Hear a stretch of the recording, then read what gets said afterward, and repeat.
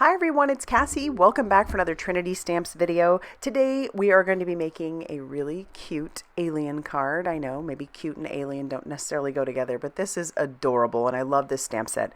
It is called We've Come for Cake, and I've got the stamps and the dies to go along with it, and we're going to work on our background. We're going to color these up with some alcohol inks. We're just going to have fun making this card. I am using some Distress watercolor cardstock. I'm going to use the smooth side. There is a rough side and a smooth side. I'm going to use the smooth side, and I am going to use my Distress oxide inks to blend that on the background using my blending buddies. And we're going to try to get like a sunset kind of look. So I've started with some squeezed lemonade. I'm just blending that across the bottom. I'll keep that blending buddy handy. And then I'm going to come in with some saltwater taffy. I'll clean up my mess in between because I don't want to get too much contamination in between as well. But we'll bring in the blending buddy for our pinks, and we'll sort of blend that into our squeezed lemonade, working our way up the cardstock. And then bring in that yellow blending buddy again and just kind of mix that a little bit better.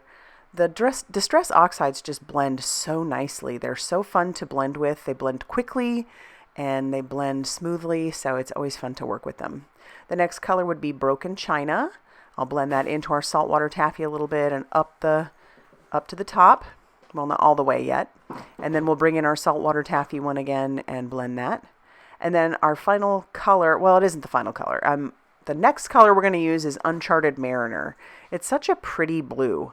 And I'm going to use a piece of Post-it tape on my fingers so that I don't get my finger transfer, because that will pick up the color and I don't really want that. So we've blended that a bit. I think that looks a little rough, but it's going to get better. I'm going to clean up my mess. And then I'm going to bring in my black blending buddy, and what I have already on the brush is what I'm going to just blend onto my card base or my card panel.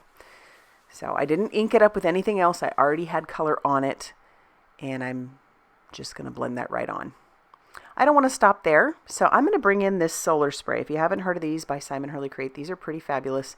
I am using the color Beluga. It's a blue, and I've spritzed that on there after kind of shaking it up.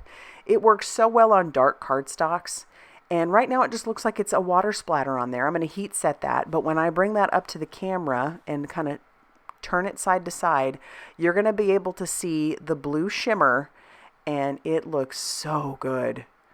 How pretty is that, especially with those colors back there? Just love that. All right, so we'll set that off to the side. And I am going to ink up my stamps. So I've got them in my MISTI. I'm going to stamp these onto some Express It cardstock. And I'll ink this up with some Blackout ink because, like I said, I want to do some alcohol marker coloring. And so I'll just stamp those down. I have to do that a couple times just to make sure that everything is stamped well. And if you do have to stamp a few times, it's not a bad idea to hit that with your heat tool just so that that ink dries before you start coloring. So I'm using my Olos, and I'm going to I'm going to color my aliens to be a blue. I mean, I've personally never seen an alien, so I don't know what they look like. So I'm going to go with blue, creative license here, because I think that'll make the background pop a little more too.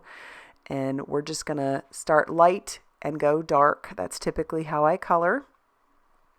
And if you're new to alcohol markers, just play around and you'll find what works best for you. And then we'll use some Ys for our moon. I'm not going to actually end up blending this out. I want that to be a pretty stark contrast. So I'll just leave that color as is, bring in that color for our lights on our UFO, and then I'll start coloring that more of a warm gray. So these are the warm grays. I've got warm gray 3 and 5. And my marker had a little bit of an issue there. I could tell it was getting super juicy, so I just brought that to my microfiber mat and kind of blotted that. That is the nice thing, and also can be a little bit of a problem if you're not paying attention. These Olos are super, super juicy. I have never been concerned about them drying out. In fact, I've been more concerned about them spitting up extra ink. And so all I do for that is just make sure that I'm watching the tip of my pen. And if it gets super wet looking, that means it's about ready to spit some ink on your project. So pay attention to that. It doesn't happen very often, but when it does, you just need to be aware. So we'll do some chocolate cake, and then I'm going to start coloring that cute little farm scene down there. How adorable is that with the cute red barn? So I'm from Nebraska, and this little farm scene just kind of speaks to me. I was not necessarily a country girl. I come from a small town.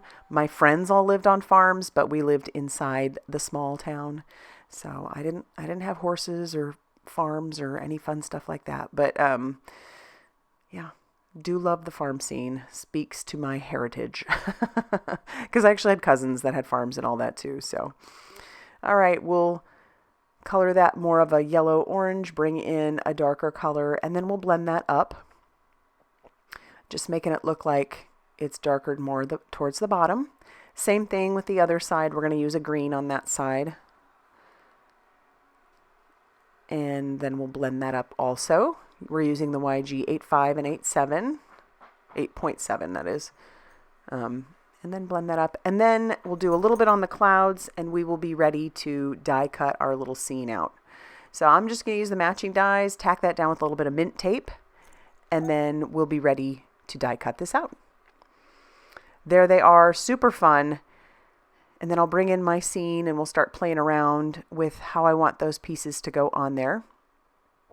It's at this point that I realize the hats aren't going to work. It looks too disconnected, too disjointed. And so I'm going to just take those and stamp that right on there.